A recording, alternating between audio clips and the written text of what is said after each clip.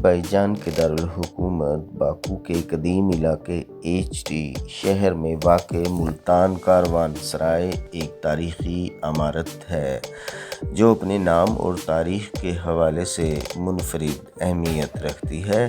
یہ عمارت باکو کے مرکز سے تقریباً 6 کلومیٹر شمال مغرب میں واقع ہے اور اس کا نام ملتان کاروان سرائے ہے۔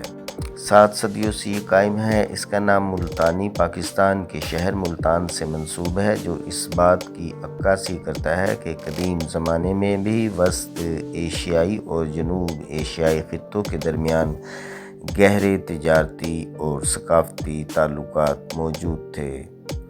ملتان کاروان سرائے کا قیام تقریباً 700 سال پہلے ہوا تھا۔ اس وقت یہ عمارت تجارتی قافلوں کے لیے ایک پڑاؤ کا کام کرتی تھی۔ کاروان سرائے دراصل وہ جگہ ہوتی تھی جہاں تجارتی قافلے آرام کرتے تھے اور اپنے سامان کو محفوظ رکھتے تھے اور اپنی ضروریات بھی پوری کرتے تھے۔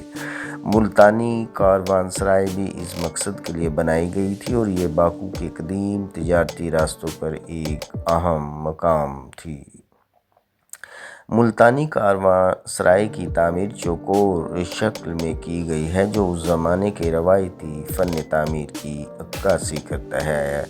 عمارت کے اندر ایک وسیع صحن ہے جس کے ارد گرد کمرے بنے ہوئے ہیں۔ یہ کمرے قافلوں کے اراکین کے لیے رہائشی جگہ کے طور پر استعمال ہوتے تھے۔ عمارت کی دیواریں مضبوط اور موٹی ہیں، جو اس زمانے کے تحفظاتی تقاضوں کو پورا کرتی ہیں۔ آج کل ملتانی کاروان سرائے میں ایک نمائش گاہ اور ایک ریستوران قائم ہے۔ یہ جگہ سیاحوں اور مقامی لوگوں کے لیے اہم ثقافتی مرکز کے طور پر کام کر رہا ہے۔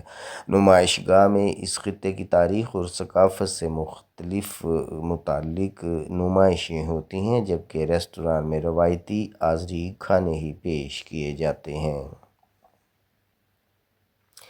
بہت سے پاکستانیوں نے ملتان کاروان سرائے کا دورہ کیا ہے اور انہوں نے اس عمارت کی تاریخی اہمیت اور اس کے پس منظر پر روشنی بھی ڈالی ہے۔ یہ عمارت نہ صرف آذربائیجان بلکہ پاکستان کے لیے بھی ثقافتی ورثہ ہے، کیونکہ اس کا نام پاکستان کے شہر ملتان سے منسوب ہے۔ ملتان کاروان سرائے نہ صرف آذربائیجان بلکہ پورے خطے کی مشترکہ تاریخ اور ثقافت کی عکاس ہے۔ یہ عمارت اس بات کی علامت ہے کہ قدیم زمانے میں بھی مختلف خطوں کے درمیان تجارتی اور ثقافتی تعلقات موجود تھے۔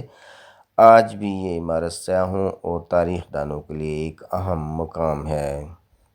ملتان کاروان سرائے تاریخی عمارت جو اپنے نام، تاریخ اور فن تعمیر کے حوالے سے منفرد اہمیت رکھتی ہے۔ یہ عمارت نہ صرف آذربائیجان بلکہ پاکستان کے لیے بھی اہم ہے۔ اس کی بحالی اور دیکھ بھال سے نہ صرف اس کی تاریخی اہمیت کو برقرار رکھا جا سکتا ہے بلکہ اسے ایک سیاحتی مقام کے طور پر بھی فروغ دیا جا سکتا ہے۔